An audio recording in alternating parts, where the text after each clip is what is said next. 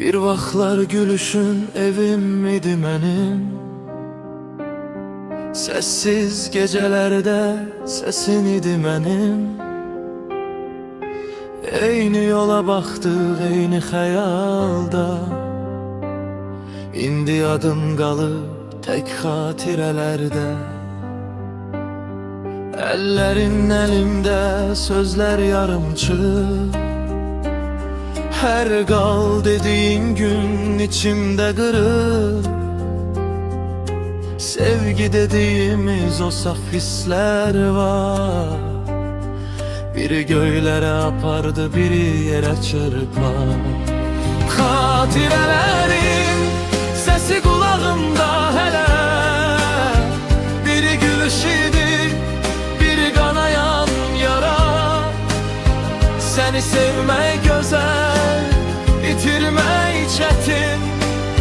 Geçmişte kaldın sen, yüreğimde derin. Bir çay stekanı, bir boş skamya, danışan gözler, susan dünya.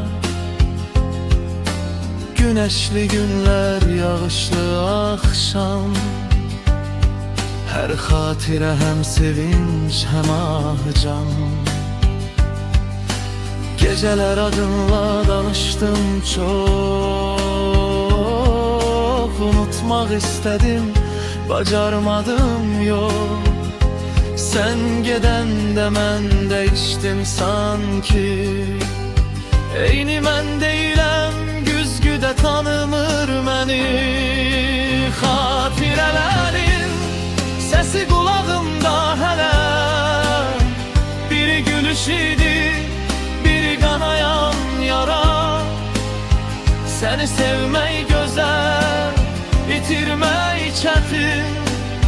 Geçmişte kaldın sen, yüreğimde derin.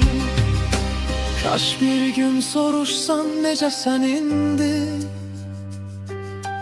deyərəm yaxşıyam, yalanla sindi.